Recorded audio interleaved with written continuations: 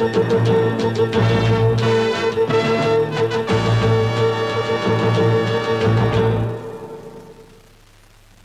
the next few minutes, we'd like to bring you some perspectives, some viewpoints on a subject that will be especially appropriate and urgent in the decade of the 80s. We're talking about transportation counseling, a professional, consultative approach to automotive selling that guides the prospect toward the purchase of a vehicle that best suits his or her real transportation wants and needs. We mean true transportation counseling, much more than the usual qualifying steps. We mean digging into real use requirements, the buyer, the total family, what the vehicle needs to be and to do. We're talking about genuine consultation, putting pencil to paper in a structured, analytical way. We're talking about knowing your product so well that you can recommend exactly the right car or truck for each individual buyer. Then justifying your recommendation with solid facts and product benefits, putting your recommendation into perspective with your prospect's unique wants and needs. Transportation counseling may mean taking an order for a citation when you've got a lot full of other cars. On the other hand, we know that there are many customers whose needs will be better served with a V8 or a full-size vehicle. As a transportation counselor, you'll weigh the facts carefully, and in each individual case, make a separate, objective recommendation. You will put your customer's interests first, and in the process of thinking through what's best for the customer, you'll find yourself growing in effectiveness. You'll be selling in a way that's right for the times. For buyers who are confused, you'll be providing the information and counsel to help their thinking. For those who are concerned about inflation, you'll be showing ways to make money go further. And for those who are concerned about energy and the high cost of gasoline, you'll be showing how new cars and trucks are a practical way to become energy efficient. You'll be putting the strength and stature of your dealership, your service department, and your own capabilities into every deal. Transportation counseling is not another catchy name or a device to force a prospect into the car or truck that you want to move. Transportation counseling is the way that Chevrolet is going to sell in the 80s. We're asking for a new approach to the way we view our customers, our products, and ourselves. The transportation counseling approach will be an important step towards achieving the kind of sales professionalism that we've been working toward for a long time. And just as importantly, it'll get you results. And I mean results now. It's what your prospects are looking for. Dr. Ira Glick is a recognized authority on consumer psychology. He's worked with Chevrolet for many years in monitoring consumer attitudes, really digging into what people are thinking. We've asked Dr. Glick to report to you personally some of the results of his research into consumer attitudes and to share with you his suggestions as to how you can provide the guidance and professional counsel your prospects are seeking. I'm very pleased to have the opportunity to talk with you about some of our research findings and to offer some suggestions on what can be done to positively influence the attitudes of your prospects and customers. To give you some background, we conduct this research in a number of communities which fall within each of Chevrolet's 9 regions.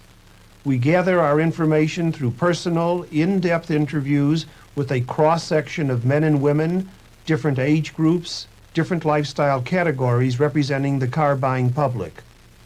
What we learn is useful to Chevrolet in long-range planning, and it can be useful to you in the showroom when you're counseling your prospects and helping them make wise buying decisions.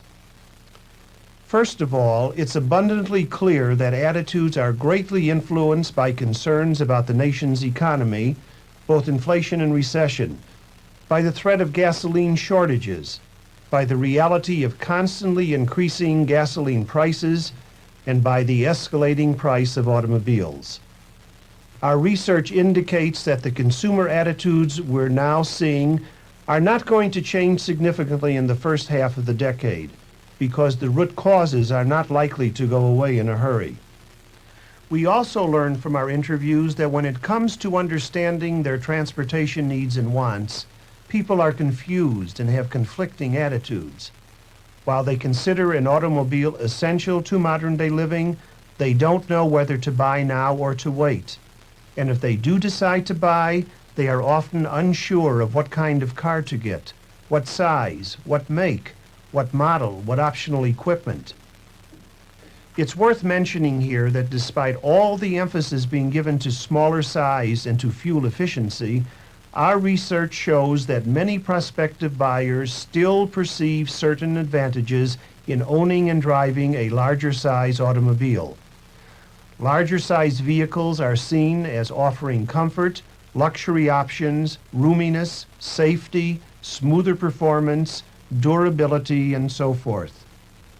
But people's concerns about fuel availability and fuel economy contradict these feelings, and this brings them to conclude that perhaps it's more sensible to buy a smaller size vehicle and get the benefits they associate with them. Lower purchase price, lower monthly payments, and especially better fuel economy. Then, too, people feel less guilty and embarrassed about buying a smaller size vehicle, because in today's market climate, a larger size car can be thought of as socially inappropriate and can therefore make them feel somewhat uncomfortable. Consequently, people want and they need guidance, and the main source for this must be the automobile salesperson. Now, I'm not going to presume to tell you how to sell cars and trucks, but our research does indicate there are some positive steps you can take to assist your customers and prospects and help resolve the conflicts and uncertainties that they are experiencing. One is to provide legitimacy to the idea that it's really all right to buy a new car now. Persuade your customers that it's an okay thing to do, that though times are what they are, a new Chevrolet is indeed a legitimate purchase. This means giving them good, valid reasons for buying now. Show how they'll get better fuel economy in a new car versus their present car, something that's good for them and for the country. Point out the potential for a price increase in next year's car and the probable decrease in value of their present car if they wait until next year. A second way is to look at each customer as an individual having a unique lifestyle and specific car ownership requirements. With this in mind, offer guidance as to how to go about selecting the right product for that particular individual. First, in terms of needs, such as vehicle size, powertrain, and equipment. Then, in terms of desires, the satisfactions this person is looking for, such as comfort, convenience, performance, economy, and the like. Third, identify the characteristics and explain the benefits of particular models. Indicate how they're suited to the requirements of the individual purchaser. When you're presenting family size and mid-size vehicles, you are more likely to be working with a segment of the market consisting of families and family-oriented people, those whose lifestyles are more affluent, people exhibiting concern about comfort and convenience. Research shows that here you should call attention to the fact that the size of the vehicle contributes to comfort, convenience, and performance. And you should discuss fuel efficiency as it relates to these other characteristics. Your primary market for station wagons and vans includes families and what you might call dual-purpose users. These are people who want a vehicle to use as a family car and in their work or for recreational purposes as well. The benefits they're interested in include utility, appropriateness to casual lifestyles, load-carrying ability, and their use in suburban chauffeuring patterns, primarily for children. Primary prospects for Chevrolet's personal luxury and luxury sport cars are people who are more affluent or more openly self-indulgent. For these reasons, it's vital to communicate that these cars continue to offer a sense of fun and youthfulness, of movement and assertiveness, personal aliveness. And since fuel efficiency is not the primary basis for judging these cars, It's usually sufficient to reassure these prospects that the mileage rating is at an acceptable level. Similarly, monetary considerations are outweighed by the live now appeal. Prospects for smaller cars fall into a broad and steadily growing and diversifying range of consumer types, who share the characteristic of being more practical-minded in their choice of vehicles. The greatest appeal of these cars is that they are smaller, usually less costly, and feature better economy, as well as responsive handling and maneuverability. Point out that they still offer adequate levels and kinds of comfort and stylishness, and in no way has the importance of durability and safety been ignored in their design or manufacture. Emphasize dependability, durability, and sensibility for the whole line of Chevrolet products, and treat the fuel efficiency of a particular model in relationship to its other characteristics and benefits. Help discourage prospects from judging the vehicle solely on the basis of fuel efficiency. Two additional research findings are worth reporting, and both have to do with what appears to be a turned-off attitude on the part of consumers when it comes to cars. First, people are not giving up the cherished ideal of privately owned vehicles. They remain dependent on and devoted to these objects, and there is the virtual certainty that this is not going to change despite all the difficulties now being encountered. This means that you, the salesperson, are not selling a disliked or unwanted object, and that people are receptive to what you have to say and offer. Second, the public is in need of meaningful guidance from automobile salespeople. This is a time when entrenched ideas and traditional habits are being relinquished, oftentimes with great difficulty by consumers. New attitudes and orientations are being formulated. For people to accomplish this with any degree of satisfaction, they require information and guidance from a knowledgeable and authoritative source. They are going to be more receptive to what you have to say than would sometimes appear to be the case, so long as you spend adequate time with each buyer and handle their automotive concerns and questions in a sensitive manner. In short, this is a time when good salesmanship is all the more important in the automobile marketplace. Dr. Glick has given you some valuable insight into what's going on in the minds of a good many of your customers and prospects. It's important that you resolve the conflicts that are holding back their buying decisions and clear away the misconceptions. For instance, too many people, when they think of economy, assume that foreign cars are their answer. Well, certainly, many foreign cars are economical. But the fact is that many other foreign cars are not nearly as fuel efficient as many Chevrolets. And very often, you can make strong direct mileage and price comparisons against foreign cars or anybody else in this industry.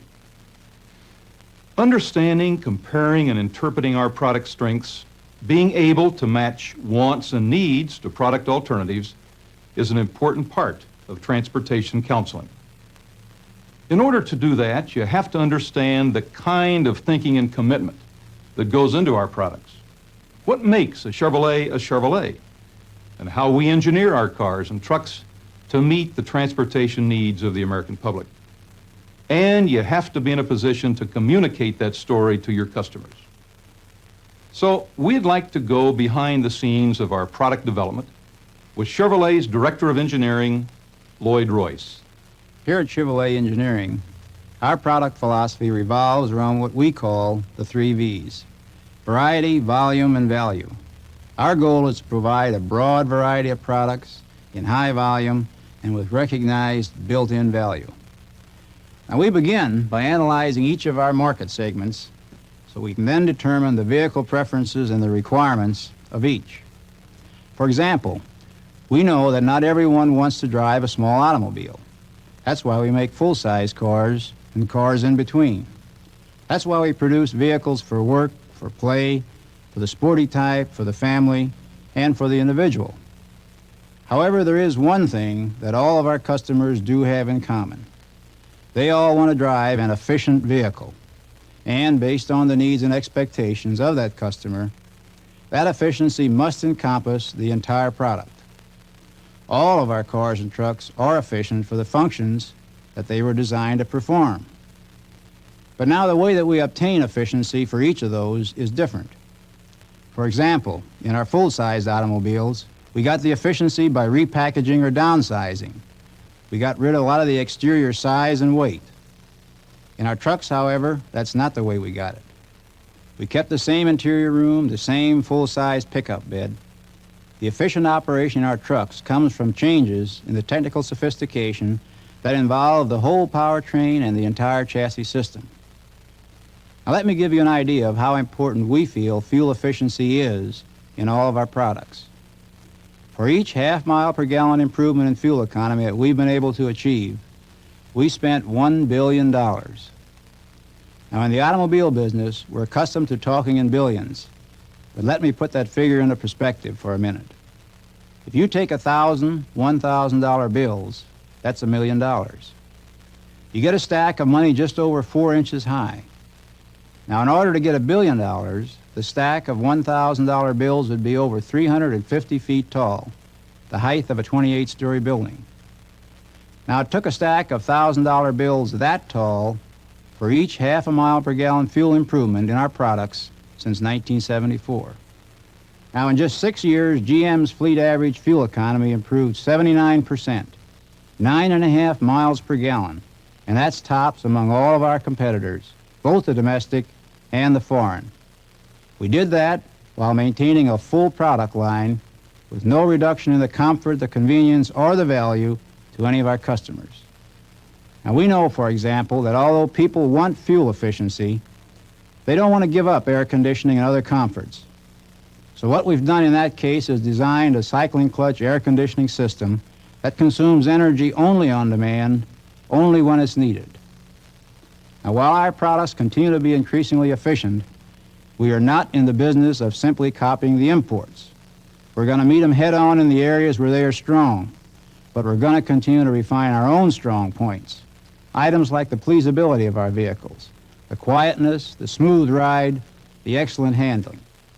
We're also going to keep our wide selection of colors, fabrics, interiors, many body styles, and a lot of optional equipment. And we're going to keep our edge in components such as air conditioning and automatic transmissions, which are the finest in the world. Now, we consider ourselves the high-volume, wide-variety people. We don't design vehicles with the idea of reducing our products to the 2 or 3 lines that are in the greatest demand at any given time. We have a full range of products. We believe that we have a vehicle for almost every buyer, and that our products can also be competitive and that they'll deliver the kind of value that today's customers are seeking. Consider this. There are over 14,000 parts in a typical Chevrolet, from something as simple as a license plate bracket to exceedingly complex electronic control devices. Yet, our vehicles perform with remarkable reliability. The probability of a Chevrolet starting when the ignition key is turned on is higher than the reliability of some of the equipment used in the space missions. Now, this kind of reliability is no accident. It begins with product design. Here at our engineering center, we have the support of literally thousands of people and millions of dollars worth of design and test equipment. We also have a fully equipped experimental shop that approximates a self-contained automobile factory. Now, resources like these have helped us gain a 2-year edge over our domestic competition. That edge will widen between now and 1985. Our design capabilities are the automotive state-of-the-art and allow us to introduce new products faster than ever before, faster than any of our competition, domestic or foreign. Equipment such as this computerized simulator allows us to test a vehicle design before we ever build a prototype. This gives us a more efficient end product in less time and at less cost. The new GM wind tunnel will be the first such structure in America built exclusively for the aerodynamic testing of cars and light-duty trucks. Now, this multi-million-dollar investment is directly adjacent to our design staff here at the Tech Center. So, while our competition is still renting aircraft wind tunnels, the close proximity of our new facility will allow us to make aerodynamics an integral part of new vehicle development from every stage, from the earliest concept to the finished product. It's a competitive edge that means value to your customer. In addition to testing the total vehicle, we give individual components a workout too. The frames, the suspensions, the powertrains, all are rigorously tested. Of course, our testing and development doesn't end in the lab. GM built the first automotive proving ground in the world, and today we have over 8,000 acres of the most modern and complete facilities available for passenger car and truck testing. Now, this includes about 200 miles of test roads approximating virtually every road surface in North America.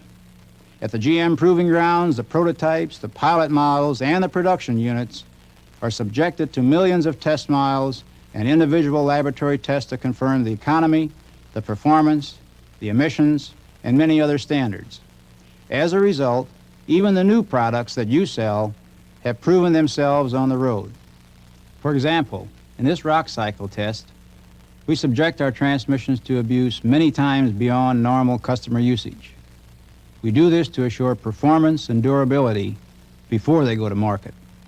Now, we also test our products in actual customer operation. We use electronic data gathering devices to monitor their performance out there in the real world. For example, in fleet tests, we had citations running around the clock continuously, day after day, until we had almost 1 million miles of performance data before the cars were ever introduced to the public. Now, our commitment to developing products which will live up to your customers' expectations is further proven by the fact that we're about to embark upon the greatest concentrated investment in new products and plant capacities in the history of the automotive business.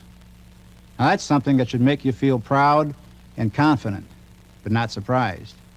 Because after all, Chevrolet has a tradition of product leadership, a tradition that we intend to maintain throughout this decade. At Chevrolet Engineering, we're dedicated to providing products with broad variety, high volume, and outstanding value. Now, you're a vital link in making this possible. You are our final representative to each individual customer, and we count on you to be knowledgeable about the specific qualities and the overall efficiency of our cars and trucks. You know, America's love affair with the automobile is still going strong, and here at Chevrolet Engineering, we're committed to designing products that will nourish that relationship.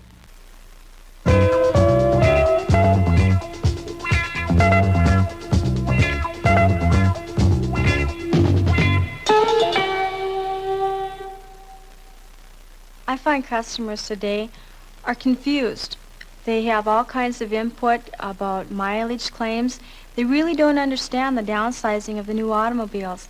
And when they walk in our dealerships, the prices that they see are usually higher than what they anticipate.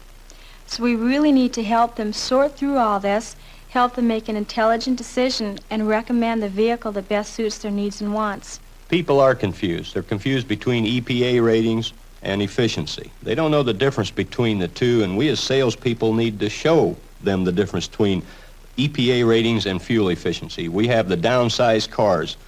We have the downsized engines. They're more efficient. The transmissions are more efficient. We have more efficient rear end ratios, lighter weight cars. When people come to our dealership and looking for a small car, we better know what they mean by small car so that we can fill their transportation needs with all the product knowledge that we have available to us, putting that together with people knowledge, and put the people in the right car or truck that's suitable for their particular needs. I've found there's two types of buyers: the buyer who knows what he wants and the buyer who thinks he knows what he wants. As a salesman, I think you should use your experience to sell each one of these customers differently in order to sell the right product for them. In today's market, with today's buyer, making the most of every opportunity to sell depends on your ability to recommend the right car or truck to every prospective buyer every time. And recommending the right vehicle means polishing and perfecting skills as a transportation counselor. Transportation counseling is a professional, consultative approach to automotive selling that guides a prospect toward the purchase of a vehicle that best suits his real transportation needs and wants. Today, a growing number of successful Chevrolet salespeople are using transportation counseling to increase their sales and build a bank of satisfied customers. They're organizing their selling approach around a set of transportation counseling basics. Now, we asked 3 of them to share their experiences and discuss how they make the most of every selling opportunity. Doris, what's the first step in guiding a prospective customer toward the purchase of a vehicle that's right for them? Qualifying. I ask specific, in-depth questions to determine what the customer's wants and needs are. And then you take the answers to the questions, put them together with your product knowledge, and think about all the different Chevrolet cars or trucks that could fill these needs. Then I recommend a specific vehicle for their particular needs. You then have to justify the choice, and you do that by facts and figures and a thorough presentation and a thorough demonstration drive. So, transportation counseling is an organized approach, a selling track that breaks down into 4 basic steps. Let's talk about those steps, beginning with step 1. Qualify, in depth, to determine wants and needs. Jimmy, what specific questions put you in a position to recommend the right car or truck? Well, I find out the size of the family. Then I find out how many miles they're going to be driving per year. Are they going to be driving the car just back and forth to work? Is this going to be their family vehicle? I put these all into a particular funnel, and then I bring out the car that'll meet their needs. A customer's trade-in can tell you a lot about what he wants in a new vehicle. It's very helpful to go out with the customer and walk around his car and ask specific questions. For example, is he happy with his present gas mileage? Is he happy with the present size of his car? And very important is, does he want certain equipment that he's used to on his new vehicle? Or he may have equipment that he doesn't want on his new vehicle. And it's very important finding out the wants and needs of every customer, even those that think they know what they want. And in doing this, they realize that we're helping them make the best decision, not necessarily the fastest one. Okay, you've gotten answers and you've zeroed in on your prospect's specific wants and needs. Let's move on to the second step, using product knowledge. How do those answers help you now? Now we can use that product knowledge to mentally sort out the many Chevrolet cars and trucks, particularly the ones we have in stock that may meet this customer's needs. So you move to the third step, counseling prospects, recommending a vehicle you believe is the right car or truck for them. Right. I've qualified them. I've determined their needs and wants. I've considered the product knowledge which Chevrolet has to offer them, what we have in stock. So now I can recommend with confidence and enthusiasm the best Chevrolet car or truck for them. But just because we have said, hey, this is the car for you, Mr. Customer, that doesn't necessarily mean they're going to buy that particular car. They're going to come back and say, hey, prove this is the right car for me. And that brings us to the fourth step, justifying your recommendation to your prospect, backing up your advice with valid facts and figures and product benefits. How do you do this? This is where statistics come in handy.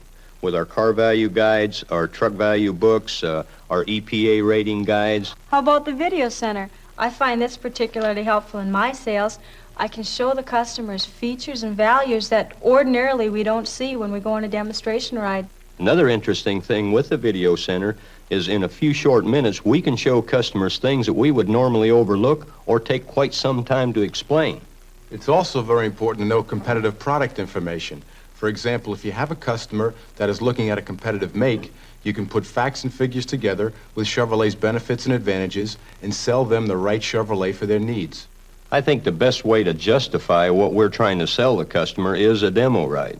Out on the demo ride, we can feed back all the things that we've discussed previously and show them that this is indeed the car that they ought to purchase. I think another very useful technique is in the double demonstration drive.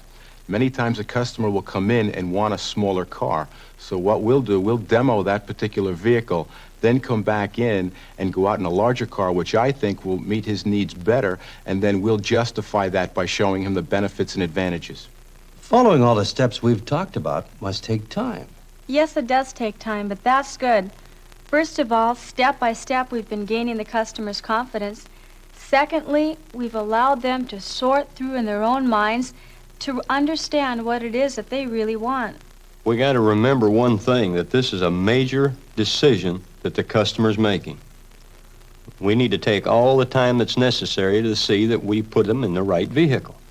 That's solid direction from practicing Chevrolet transportation counselors. We'll stop now for a discussion break. But before we do, I'd like to point out the transportation counseling assists that you'll find in your study materials. First, a transportation counseling checklist with specific questions you should ask in qualifying prospects. You may wish to use it in actual selling situations, either as a worksheet or checklist, or you may prefer to memorize the questions so you can integrate them into your normal sales routine.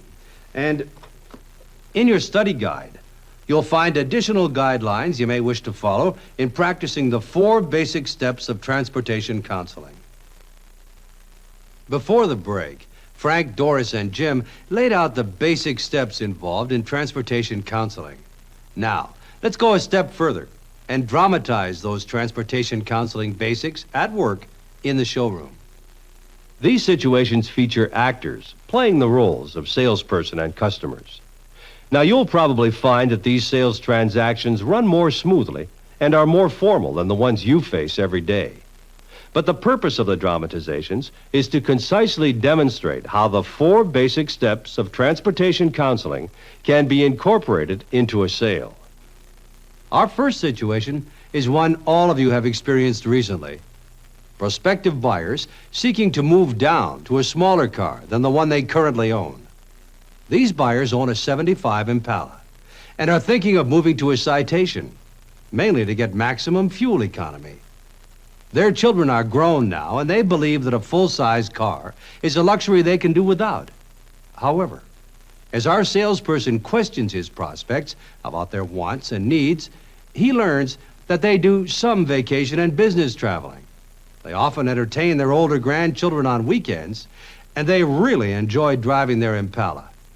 For those reasons, the salesman has given a demonstration drive in both a Citation and in a new Impala. Our salesperson has followed the basic steps of transportation counseling.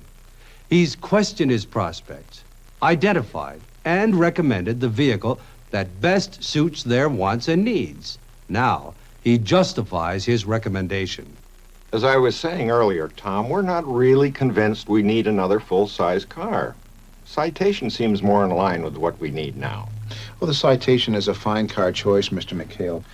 But I couldn't help but noticing when you were driving the Impala how impressed you were with the smooth and quiet ride and the tight handling. Oh, it's not that we don't like the Impala. It's just that with prices the way they are, well, you've got to give up something somewhere along the line. What we'd really like is to get considerably better mileage than we're getting now. Well, does a 41% increase in estimated mileage sound like what you had in mind? That's how much better the new Impala is rated over your 75. The EPA estimate is 17 miles a gallon, which is only 3 miles less per gallon than the 6-cylinder Citation you're considering. But 3 miles can add up. Oh, it sure can. But you drive less than 15,000 miles a year. So what you'd be saving in annual fuel costs with the Citation has to be weighed against what you'd be giving up with the Impala. Let me show you what I mean.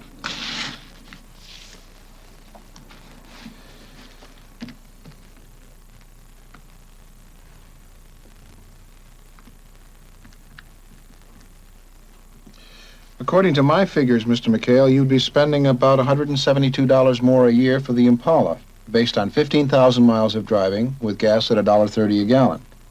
Over 52 weeks, that's just a little over $3 a week. Now, you may not want to give up the luxury, comfort, and the extra room that you've become accustomed to for half of what it costs you and Mrs. McHale to go to the movies these days. Well, that's a good point. What do you think, Helen? Should we consider another Impala? That's a good example of being able to guide prospects toward the car they really want and will be happiest with. What do you think?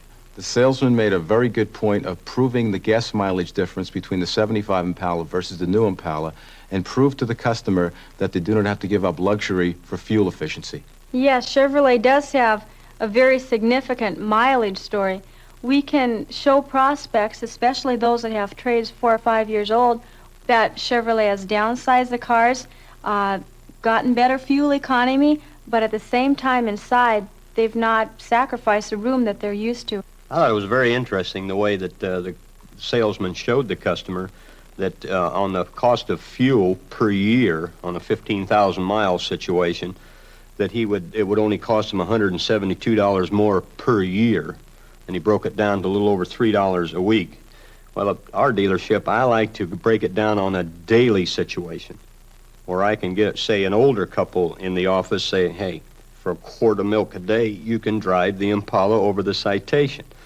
Get a younger couple in the office and say, hey, you might consider staying home one more night a week so that you can afford the car that you really come in here to buy. What people think they need isn't always what they want. Today, people feel obligated to buy a smaller car. It's our responsibility as transportation counselors to show them that they can afford what they really want. Now, let's look at a second situation.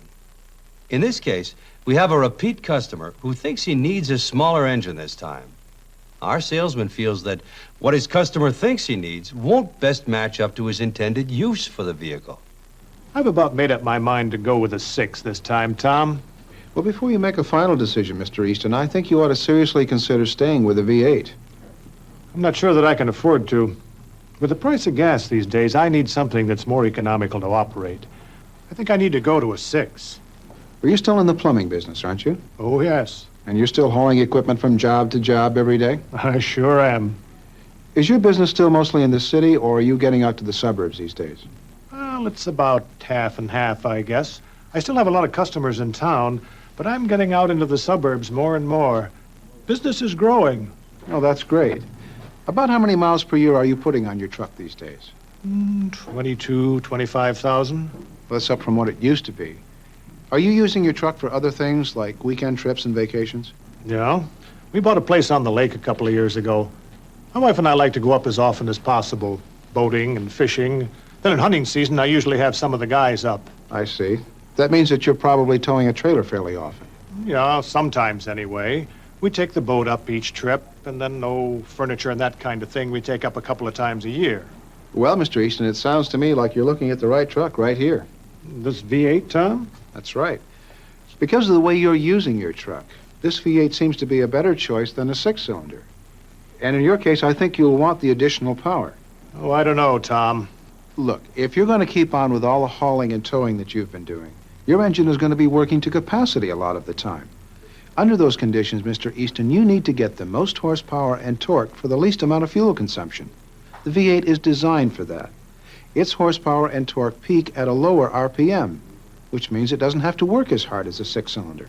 I know what you're saying, Tom, but I'm going to be using the truck as a car, too, without loads or a trailer. Doesn't the 6 get better mileage? No, not really, even though you might think so. Actually, when they're equipped with the optional automatic transmission, the EPA estimate for both this 305 V8 and the 256-cylinder is 16 miles a gallon. And in your case, the minimal cost differential between the two engines seems worth the investment. I just assumed the 6 got better mileage. Well, the important thing, Mr. Easton, is that you do a lot of hauling and towing, and you don't ever want to be underpowered. You should be driving the truck that's designed for the maximum way you'll be using it. In your case, that's another V8. I guess I hadn't thought about it that way, Tom. What you say makes sense. Let's go for a test drive. It's been a while since you bought the truck you're driving now. Well, what did you think of the way our salesperson counseled his prospect in this situation? You know, in the scene, he was a repeat customer. Getting back to what Frank said a little earlier, if you do take care of the customer properly the first time he comes on the lot, you fill his needs as his needs really are, he will come back and see you again. The salesman did a fine job in knowing the needs of his customer, especially when his customer was sold on a 6-cylinder engine and he had enough product knowledge to sell him a V8 and a unit out of stock. How about the way he justified his recommendations? That all-important 4th step. He showed the customer the facts and figures, and with his product knowledge, he is able to sell the benefits of the V8. Now, if we as salespeople can do this, we've won half the battle. We'll get repeat business. Did you notice that the salesman took the customer out on a demo ride to show the efficiency of the new V8 engine? You know, no matter how many times a customer comes back to see you, whether it's the 2nd time or the 20th time, we need to justify our recommendations with a demo ride. In this next situation, the prospect's long-range needs call for a mid-sized car instead of a smaller one. The prospects are a young couple. They have 2 children.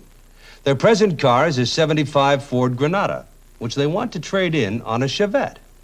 Now, through his earlier probing, the salesman found out that the prospects are most interested in what their transportation will cost them per month for fuel, maintenance, and payments. But they also want some roominess and some comfort. They have just returned from a demo ride in a Chevette. And our salesman is about to ask them to take a ride in the car that he feels will better fit their needs, a Malibu. You know, Bill, the back seat of this car rides a lot more comfortably than I thought it would. Well, there's plenty of room for the kids anyway. Mr. and Mrs. Lawson, the Chevette's a fine car for a small family, but you're accustomed to something larger. And with the way your kids are growing up, I'd like you to consider our mid-size Malibu. Well, I don't know if we can handle it. I can fit it into your budget. Let me show you a Malibu.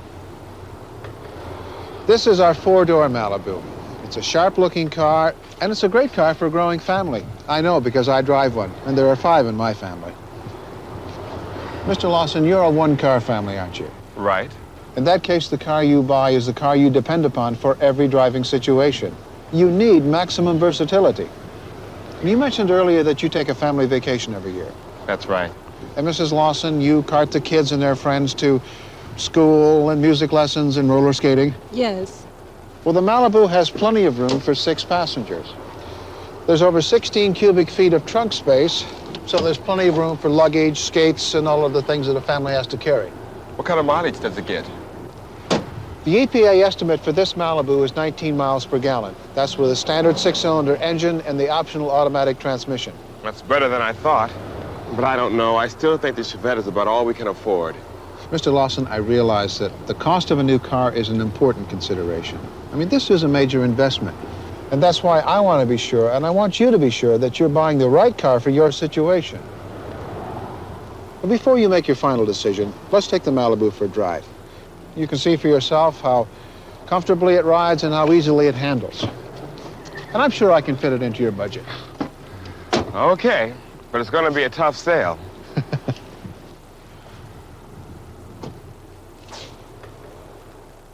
How's the ride in the back seat, Mrs. Lawson? Oh, it's just fine. Well, your family would be more comfortable back there, especially on a trip, wouldn't they? I like it all right, but we're on a tight budget. We'd have to make sure we could handle the cost for gas and the payment. Well, I've already checked the mileage figures for you. The EPA estimate for your '75 Granada with a 256-cylinder engine and automatic transmission was 14 miles per gallon. As I pointed out, the EPA estimate for this Malibu is 19 miles per gallon. That's slightly better than 35% more mileage. That's a considerable savings. Okay, Tom, your mileage story is impressive. But what about the payments? That's the bottom line as far as I'm concerned. Well, let's go back inside and I'll show you on paper. We have a good supply at Malibu's right now, so I can give you a very good deal. I think you'll be surprised at how low the monthly payments will be. I thought the salesman did a good job in 3 areas. Number 1, the double demo ride, where he takes the customer out in a Chevette and a Malibu and tries to sell what he feels is right for the customer. Then the second thing he does very well is puts himself in the position of the customer by explaining that he has 5 in his family. And then he goes on to justify the benefits of the Malibu and how he can fit it into their budget.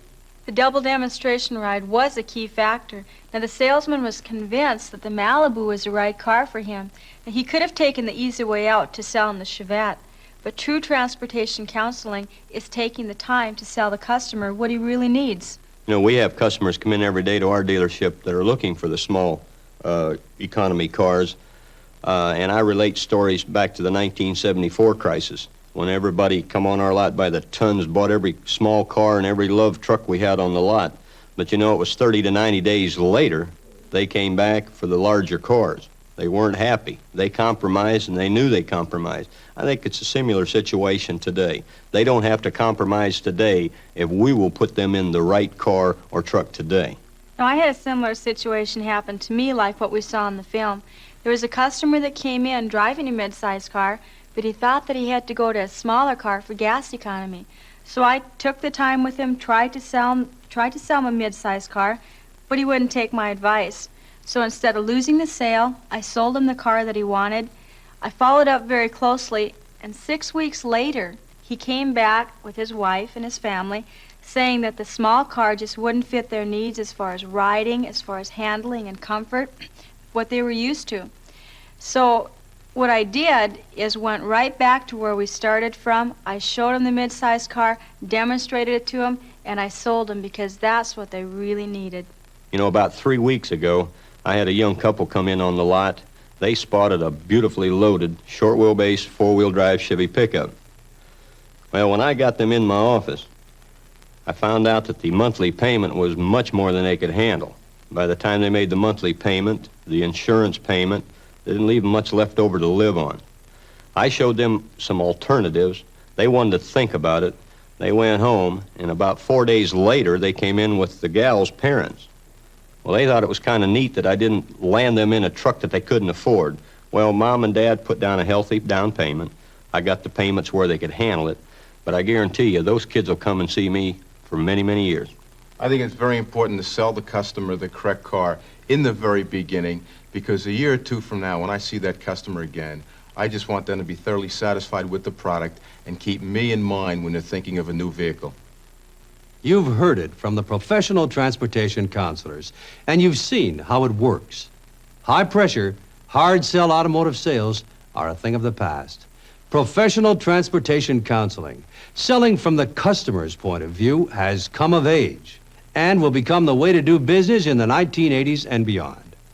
The counseling basics demonstrated and discussed here, along with those in Unit 4 on the basic selling skills discs, are valid methods that you can work at perfecting and incorporate into your own selling style. Following the transportation counseling selling track is the skill that will pay off for you now and in the years ahead.